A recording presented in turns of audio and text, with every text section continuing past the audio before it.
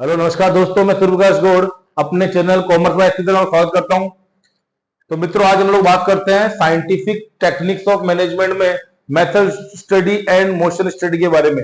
अभी तक मित्रों हमने इस साइंटिफिक टेक्निक्स में फंक्शनल फॉर्मेनशिप, स्टैंडर्डाइजेशन, सिंप्लीफिकेशन और वर्क पढ़ा है। आज हम लोग बात करते हैं मेथड स्टडी और मोशन स्टडी। तो स्टार्ट करते हैं मित्रों। माता रानी की जय, जय श्री कृष्णा। देखिए, सबसे पहले हम लोग बात करते हैं मेथड। मेथड का मतलब होता है कार्यविधि। किसी भी कार्य को करने का तरीका जो होता है वो कहलाता है कार्यविधि। और सबसे पहले इसकी डेफिनेशन में यह है कि find out the one best method और way of performing the job.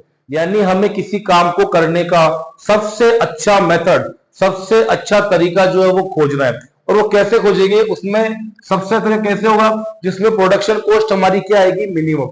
अगर मैं ऐसे करूं कि कोई भी काम को पूरा करने में अगर हमारी कॉस्ट सबसे कम आए तो वो हमारे लिए क्या होता है, बेस्ट मेथड, और जिससे हमारे रिसोर्सेज क्या अच्छे से यूज हो। या मैं ऐसे बोलूं कि मेथड, बेस्ट जो मेथड है वो कैसे आएगा, तो सुनना मित्रों, सबसे पहले बेस्ट मेथड आएगा right the selection from the raw material. सबसे पहला काम करेंगे, रॉ मटेरियल क्या लेके आएंगे, सस्ती लेके आएंगे। दूसरा काम करेंगे, जो मशीन की कॉस्ट है वो क्या आनी चाहिए, कम। या मैं ऐसे बोलूं कि मशीन से जो प्रोडक्शन हो रहा है उसमें वेस्टेज क्या होना चाहिए, कम से कम। और तीसरी चीज हमारी लेबर कॉस्ट क्या आनी चाहिए, कम। वापस रिपीट करो, सबसे पहले रॉ मटेरियल कॉस्ट क्या आनी चाहिए, कम, सस्ती आनी चाहिए। मशीन की कॉस्ट कम, यानी वेस्टेज क्या होना चाहिए, कम। और तीसरी चीज क्या, लेबर कॉस्ट हमारी क्या आनी चाहिए, कम। अगर ये तीनों चीजें हमारी कंट्रोल में है तो हम लोग कह सकते हैं कि ऑटोमेटिकली हमारी कॉस्ट भी क्या आएगी, मिनिमम। और कॉस्ट मिनिमम आएगी तो हमारे रिसोर्सेज जो है उनका हम लोग क्या करेंगे, बेटर वे से यूज करेंगे। तो किसी भी कार्य करने के लिए, यानी मेथड स्टडी हमारी एक स्टडी कहती है कि अगर हमें किसी भी काम की लिए अगर हमें हमारी प्रोडक्शन कॉस्ट को मिनिमम रखना है तो ये काम हमें करना स्टार्टिंग से। कब से स्टार्टिंग से, यानी right the selection from the raw material. Raw material purchase करने से लेके मशीनरी कॉस्ट, उसमें हमारी जो वेस्टेज है मशीन का क्या आना चाहिए, कम से कम। और लेबर हमें क्या मिलनी चाहिए, चीप रेट पे। यानी लेबर को जो वेजेस प्रोवाइड कर रहे हैं वो कम से कम रेट पे करनी है, जिससे हमारा जो कॉस्ट है पर्टिकुलर वो क्या जाए, मिनिमम। और जो रिसोर्स है उनका क्या हो, बेटर यूज। आई होप मित्रों समझ में आया होगा आपको मेथड स्टडी क्या होता है। नेक्स्ट हम लोग बात करते हैं मोशन। मोशन का मतलब होता है गति। कई बार क्या होता है, हम लोग काम करते हैं और काम करते समय हमारे काफी ऐसी कंडीशंस होती है कि जिसमें हम लोग अनप्रोडक्टिव मूवमेंट्स ज्यादा करते हैं। यानी काम कर रहे हैं और काम करते समय अनप्रोडक्टिव मूवमेंट्स इतने ज्यादा हो जाते हैं जिससे काम में लगने वाला जो टाइम है वो जरूरत से ज्यादा लग जाता है। तो सुनिए, टेलर ने क्या की स्टडी की, और टेलर ने कहा कि मोशन स्टडी एक ऐसी चीज है जिसमें अनप्रोडक्टिव मूवमेंट्स को हमें सॉर्ट आउट करना। तो देखिए, सबसे पहले बात करते हैं मोशन स्टडी का मतलब है, motion refers to the study of movements. यानी हमारे काम करते समय जो मूवमेंट्स कर रहे हैं, जो हलचल कर रहे हैं, उनकी स्टडी कर रहे हैं। लाइक लिफ्टिंग, जैसे हम ऊपर की तरफ उठ रहे हैं। और पुटिंग ऑब्जेक्ट्स, यानी किसी गुड्स को एक जगह से उठा के दूसरी जगह रख रहे हैं।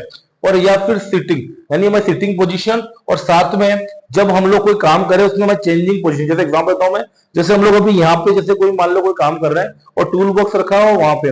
अब टूल बॉक्स लेने के लिए हम लोग क्या कर रहे हैं, उठ के वहां तक जा रहे हैं और फिर वहां से टूल बॉक्स से टूल लेके आ रहे हैं, फिर यहाँ पे जो उसे यूज कर रहे हैं। तो ये हमारा जो वहां तक जाने का टाइम है वो क्या, अनप्रोडक्टिव मूवमेंट्स है। या मैं से कह रहा हूँ कि जो हम लोग बेंड हो रहे हैं, झुक रहे हैं उसको लाने के लिए, तो वो सारी चीज क्या कहलाएगी, हमारे अनप्रोडक्टिव मूवमेंट। तो टेलर और उसका एक फ्रेंड था जिसका नाम था फ्रैंक गिलबर्ट। एक टेलर, उसका नाम था फ्रैंक गिलबर्ट। और जो ये फ्रैंक गिलबर्ट था, टेलर और फ्रैंक गिलबर्ट, उसने क्या किया, एक तो सीसीटीवी और एक अपना जो स्टॉप वॉच, उसकी जो है हेल्प से एक स्टडी की और उसमें चेक किया कि एक वर्कर्स की काम करते समय 18 टाइम्स, 18 टाइम्स जो है उसके अनप्रोडक्टिव मूवमेंट से।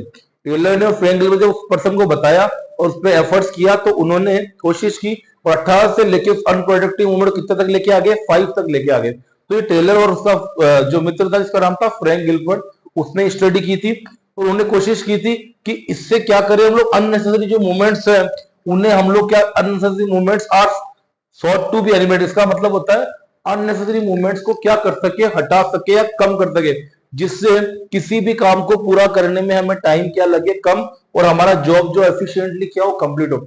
मैं रिपीट कर रहा हूं कि टेलर ने ये काम इसलिए किया ताकि हमारे अननेसेसरी यानी अनावश्यक जो मूवमेंट है, जो बिना काम के अनप्रोडक्टिव जो मूवमेंट्स है, उससे हम लोग एलिमिनेट का मतलब होता है उसे खत्म कर सके और किसी भी काम को ज्यादा अच्छे ढंग से यानी एफिशिएंटली क्या कर सके, पूरा कर सके। ये हमारे मोशन स्टडी का मेन क्या था, टारगेट था। ये टेलर ने अनप्रोडक्टिव मूवमेंट्स को नोटिस किया, कोशिश किया कि वर्कर को अपने अनप्रोडक्टिव मूवमेंट्स के बारे में पता होगा तो वर्कर अनप्रोडक्टिव मूवमेंट्स को कम करेगा और अपने काम को ज्यादातर प्रोडक्टिव मूवमेंट्स पे लगाएगा। इसीलिए उन्होंने सीसीटीवी और स्टॉप वॉच की यूज किया कि उससे लोगों को अनप्रोडक्टिव मूवमेंट्स के बारे में पहले से नॉलेज है और अपने अनप्रोडक्टिव मूवमेंट्स को कम कर, जैसे उन्होंने 18 से 5 तक लेके आए। तो क्या है इसका मतलब, अननेसेसरी मूवमेंट्स को हमने क्या करना है, एलिमिनेट करना कम से कम, ताकि किसी भी काम को करने में लेस टाइम यानी कम से कम टाइम लगे और हमारा जॉब जो है वो एफिशिएंटली जो है वो क्या हो, कंप्लीट हो। हम लोग बात करते हैं कि इसके मेन ऑब्जेक्टिव कौन कौन से हैं। सबसे पहला ऑब्जेक्टिव आता है to determine the movements of workers when they are performing the job.